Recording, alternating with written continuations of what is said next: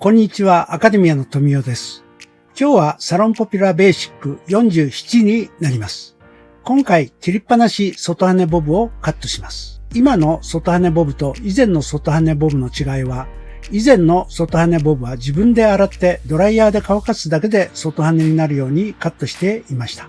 今のサロンスタイルの外羽ボブの特徴は、外羽もできるし、内巻きにもでき、いろいろアレンジしやすい点になります。また、現在の外羽ボブの最大の特徴は、お客様がアイロン等を使ってセットした場合も、綺麗な外羽になるようにカットすることです。そこが大きな違いのポイントになります。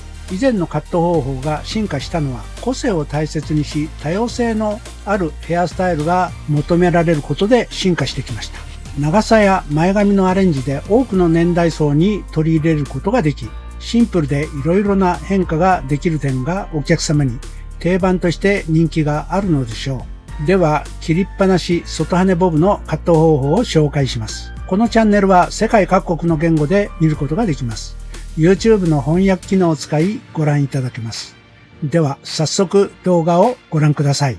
はじめに今の外羽ボブの最大の特徴を説明します。ワンレングスにカットした場合、図解で表すとこのような状態になります。外羽にセットした場合、外側の髪は大きくカールされ、内側の髪が下側から出てきて綺麗に見えません。また、ワンレングスにカットしただけだと、頭が横に傾くだけで、内側の髪が外に出てきてしまいます。ですから、内側の髪を外羽にしたい場合も、ヘアスタイルが綺麗に見えるようにすることです。では、どうすれば良いのでしょう。ブロックごとに内側が短くなるようにカットすることがポイントになります。この図のように内側と外側の差をつけることが大切になります。バックセクションを4つぐらいのブロックにカットした場合、一番下のブロック部分、特に三つ襟部分が一番髪が多い部分になります。次のブロックからはフロントサイド方向に近づくにつれて内側の髪が少なくなります。それらのことを考えて内側が短くなるようにカットしていきます。図解上で理解した上で実際にカット動画をご覧ください。今日はドライカットでスタイルを作りたいと思います。もちろんウェットからのカットでも構いません。まず前頭部と後頭部に分けます。トップに櫛を置いて頂点を探し、そこの起点から耳の付け根の後ろあたりに分け取ります。まずバックからカットしていきます。バックセンターで分けて襟足と耳の付け根の中間部分少し下ぐらいのところからブロッキングを取ります。もちろんもう少し薄く取っても構いません。仕上がりの長さをイメージして毛先を床に平行にチョップカットしていきます。最初のブロックのカットですが、ここの三つ襟のところが一番髪の厚さが厚いところですので、ここからカットしていきます。毛先の長さをきれいにするために、慣れないうちはワンレングスにカットして、それからチョップカットした方が無難です。センターで分けて両端のカットに入ります。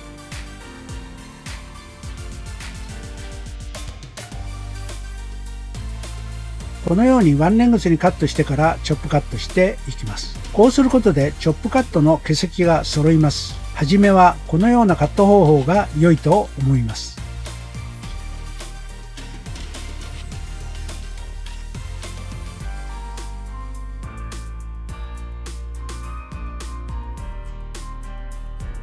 次のセクションは耳の付け根の少し上あたりからブロッキングを取ります。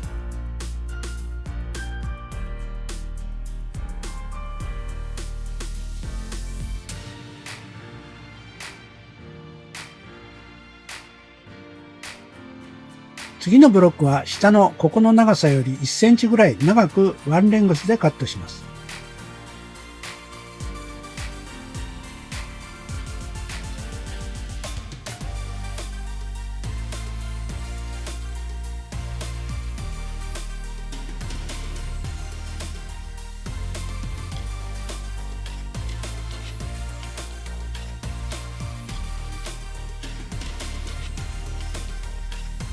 そしてチョップカットをしていきます。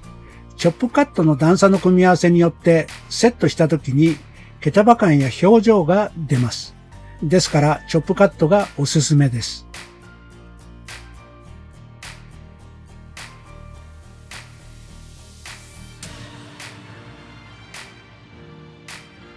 次のブロックはここの幅、トップブロックが多めになるようにブロッキングラインを取ります。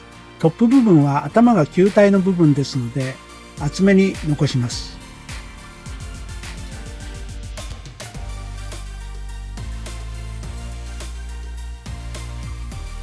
慣れてきたらこのように初めからチョップカットしていっても構いませんが、ワンレングスで1センチぐらい長めにカットしてからチョップカットした方が良いでしょう。時間的にも大して変わりません。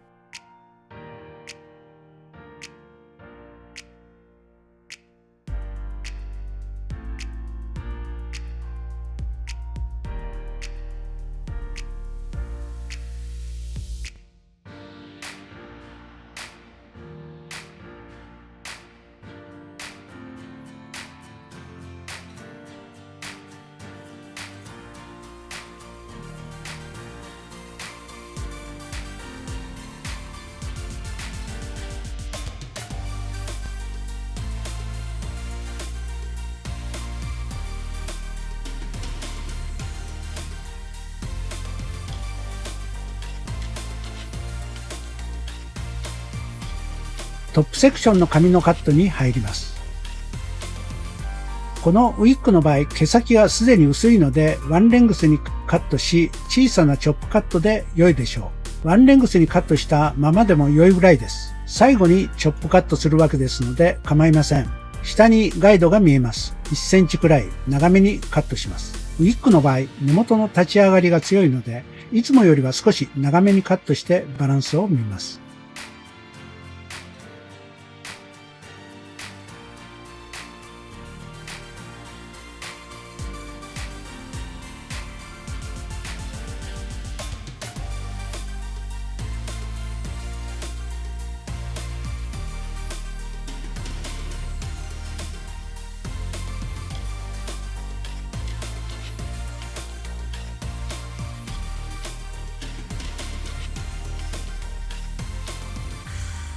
三つ襟部分の幅のパネルを取り、この部分が一番紙が分厚いところですので、内側も含めて外側にチョップカットでつなぎます。次にバックセンターで分けて、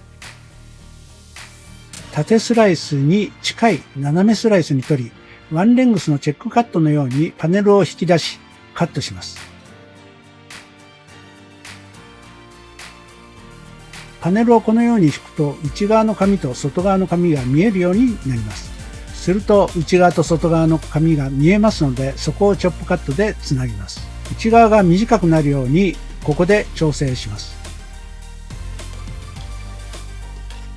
また外側に穴を開けないようにつなぎます。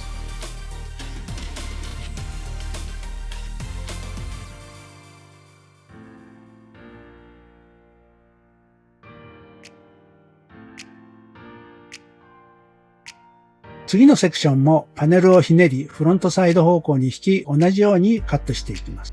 最後のパネルも外側のガイドに穴を開けないようにつなぎます。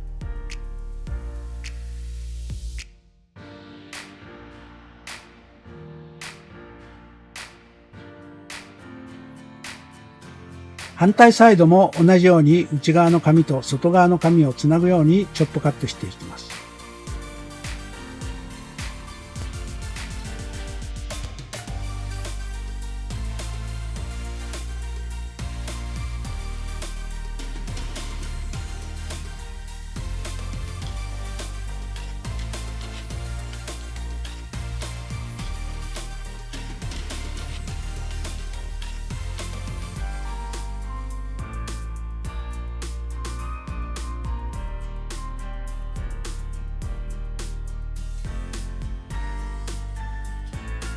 少し毛先を整えておきます。なぜこのようにインサイドグラデーションをつけるかというと、外羽にセットした時に内側の紙が汚く出てこないようにするためです。内側が短いことで外羽にセットした時、内側の紙が下支えをしてセットの持ちを良くすることができるからです。次はサイドセクションのカットに入ります。サイドセクションは2ブロックでカットします。まずバックでカットした紙を耳の後ろで頭皮にピタッとつけるようにシェイプして、そのカットラインを見ながら前が少し長くなるように前下がりにカットします。はじめは少し長めにカットして仕上がりのイメージをつかんでからバランスを見ながら自分がイメージした長さにカットします。フロントサイドは耳の下に紙がないので床に平行にカットすると紙が内側に入り込み前上がりになってしまいます。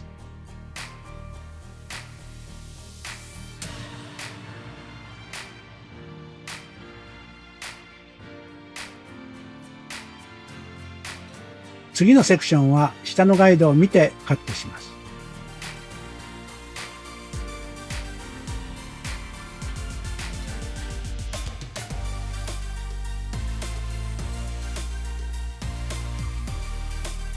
トップの紙がカットできましたら、フロントセクションの紙を前方方向に引き、内側の紙をカットして内側が短くなるようにします。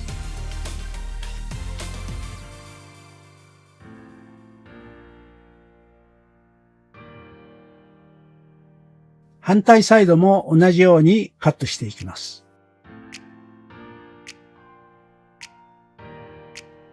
反対サイドも同じように耳後ろの紙をこのようにシェイプしてカットラインを見ながらバックをガイドに前下がりにカットします。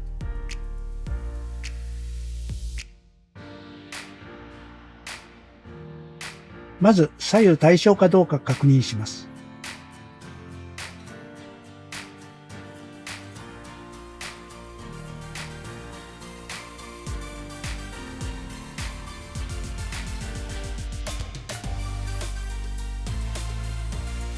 同様にトップセクションも下のガイドに合わせてカットします。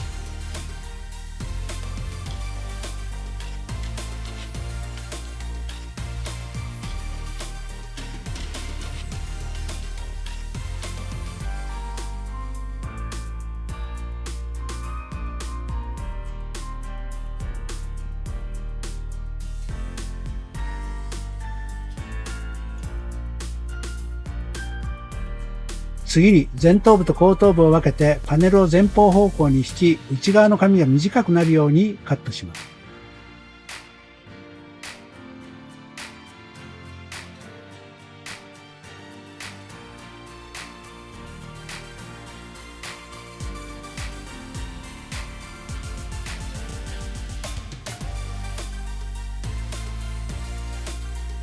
トップのカットに入りますが、ここの紙がこのぐらいの長さにカットすると、フロントサイドのここに落ち、この位置から段差がつきます。ここからこのように外羽になるという段差を確認後、上に引き上げ、その長さのガイドを決めてカットすると安心でしょう。黒目の瞳、外側ぐらいのモヒカンに毛束を取り、ガイドを見つけてカットします。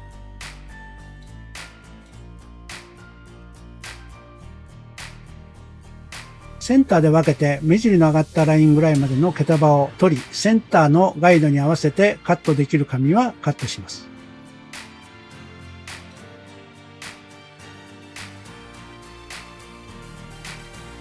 反対側も同じようにします。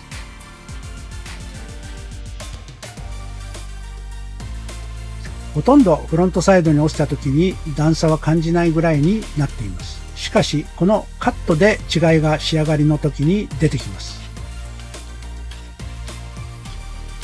バックセンターもモヒカンに毛束を取り出し、やはり下との目安を確認後、毛先をチョップカットします。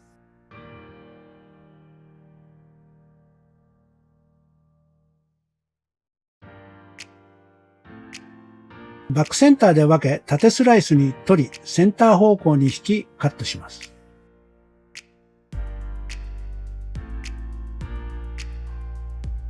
反対側も同じようにカットします。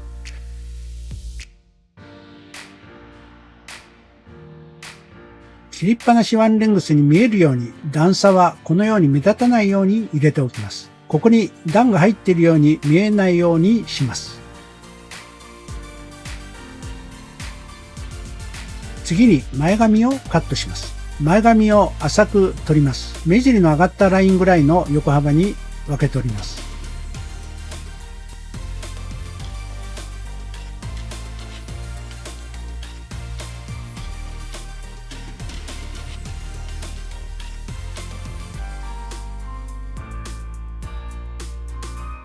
センターで分けた前髪を交差させるように引き、今回は前髪をあまり短くしません。これがサイドの長さになりますので、目安をつかんで、横の顎ラインに沿ってこのようにカットします。反対サイドも同じように顎ラインに沿ってカットします。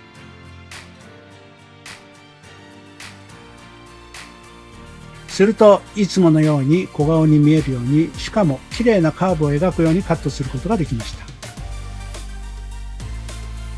ダウンシェイプしてフロントサイドとつなぎます。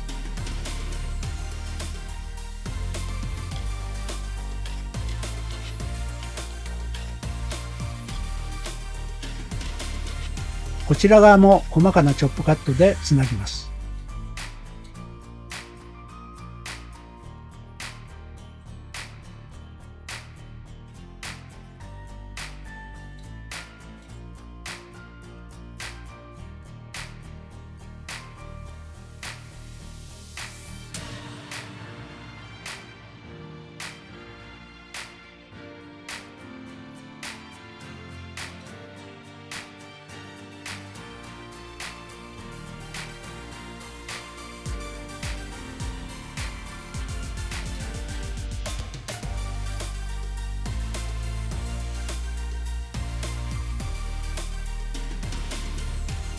次にバックからそぎを入れていきます。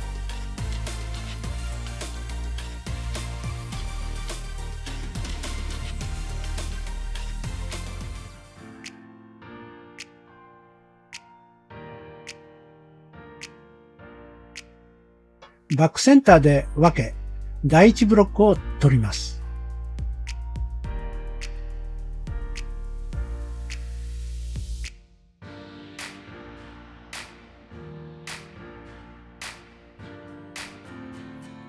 横スライスに近い斜めスライスに取り、中間から毛先に向かってそぎを入れていきます。同じように入れていきます。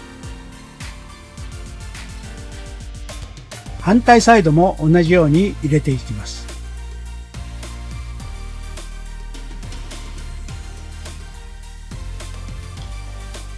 次に第2ブロックを分けております。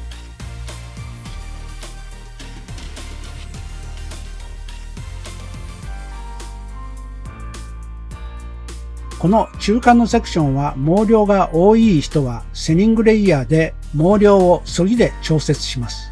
特にウィッグの場合はこの部分の分量が多いのでそぎを入れて調節します。この位置からそぎを入れていきます。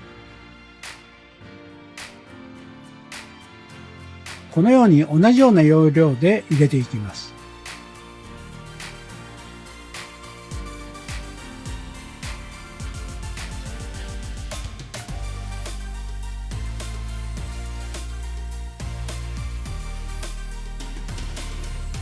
トップ部分は中間部分にそぎが入りましたので、毛先にチョップカットを入れていきます。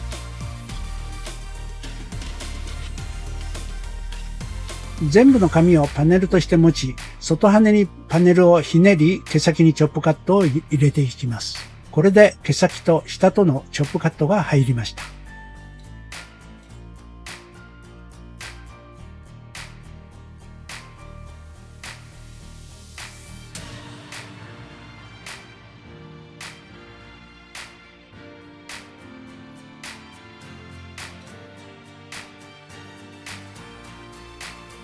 フロントサイドもすでに薄いので、毛先だけに深いチョップカットを入れます。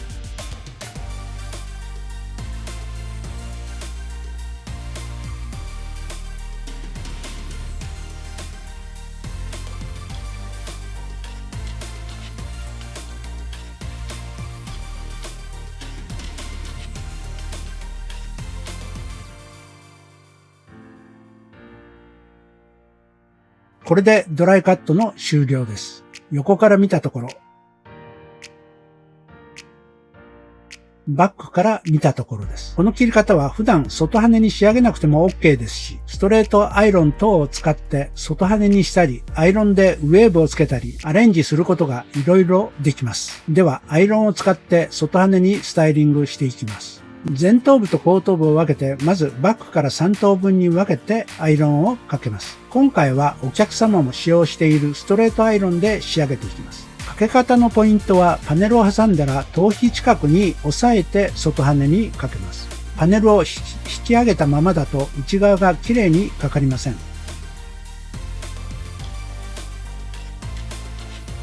このように頭皮側に押し付けるような気持ちでかけていきます。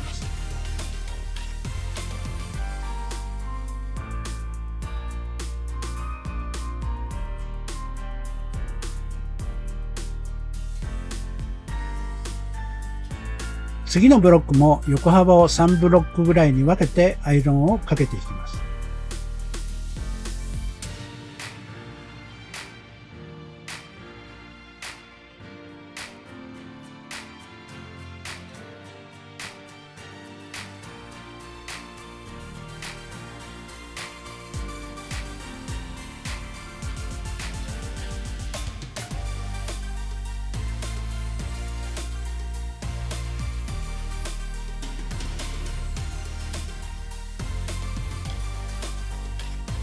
トップセクションも同じようにかけていきます。なぜこのようにイングラデーションでカットしたかというと、ワンレングスと違い内側から髪が出てこないで綺麗な外羽になるようにしたいからです。そしてトップセクションもワンカールに外羽でかけます。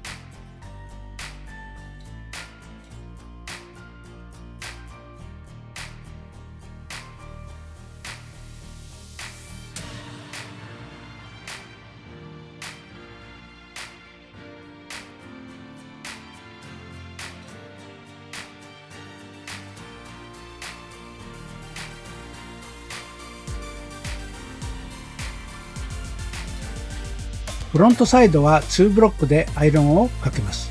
まず柔らかな雰囲気にしたいので耳上に少し膨らみを持たせるようにかけます。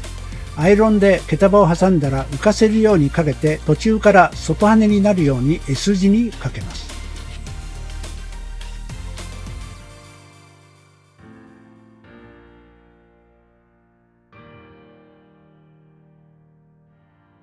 このようにかけます。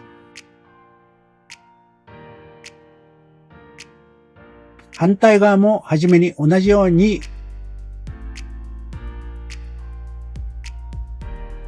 浮かしてから外羽にアイロンをかけます。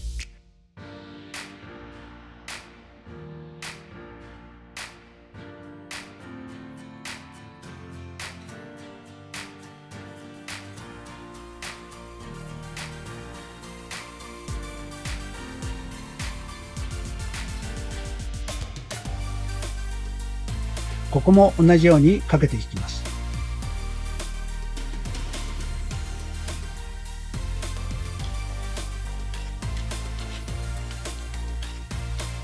トップセクションをかけます。前髪部分を残し同じようにかけます。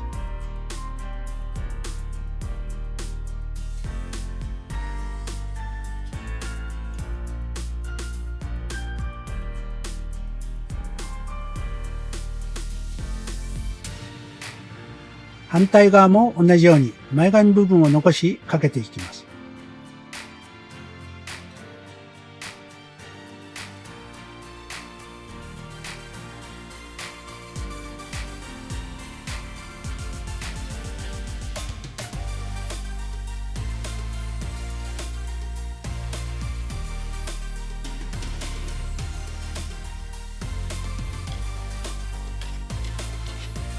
前髪部分はアイロンを縦に使うようにして浮かしてからサイドに引くように抜いていきます。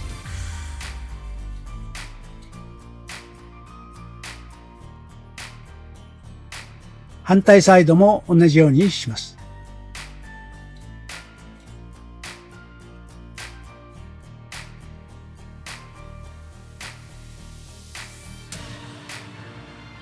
トップ部分はパネルをウィービングの要領で毛束を取り、ボリュームが欲しいところは根元に熱を与えて温かいうちに手で横から押し上げトップを浮かして冷まします。こうすることで根元の立ち上がりを作ることができます。そうするとボリュームが出ます。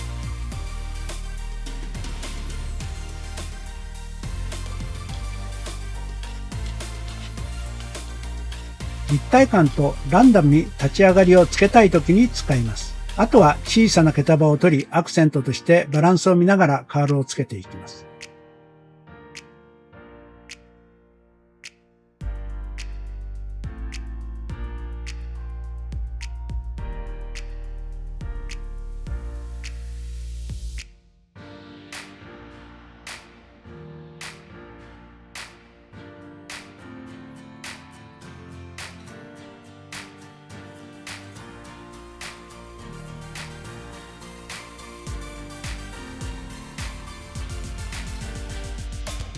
はい、アイロン仕上げが終わりました。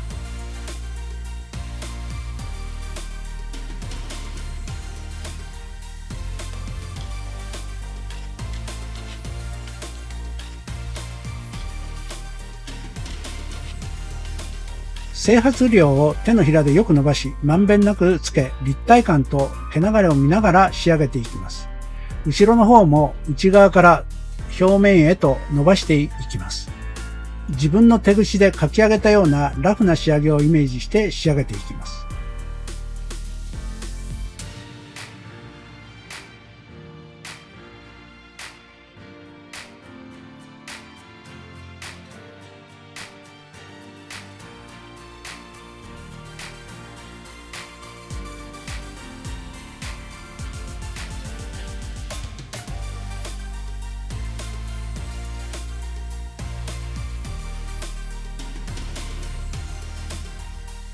乱れすぎたところは荒刃の櫛で溶かしながら立体的に仕上げていきます。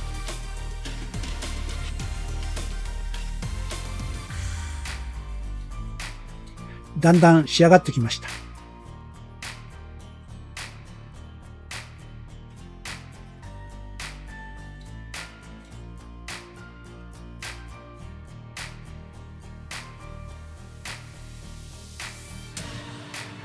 仕上がりました。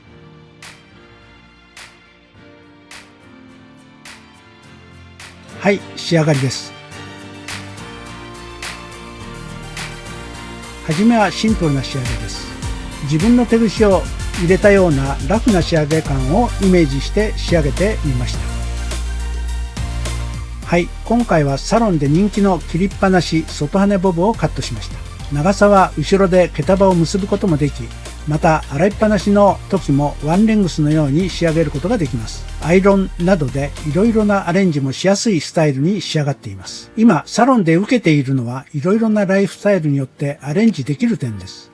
また前髪の長さを変化させることで多くの年代層に似合わせやすい点が以前の外羽と違って人気があるのだと思います。今回は次にカット練習ができるように前髪長めにしていますが、前髪部分だけを短くしたりアレンジするだけで多くの年代層に似合うように変化できます。ぜひ試してみてください。また前髪の切り方動画もリンクを貼っておきますのでご覧ください。機会がありましたらいつも外羽にしていたい人向けの以前のカット方法動画も作りたいと思います。それでは皆さんこのチャンネルが良いと思ったらいいねボタンとチャンネル登録よろしくお願いします。また概要欄に過去動画も記載していますのでよかったらご覧ください。ご視聴ありがとうございます。さようなら。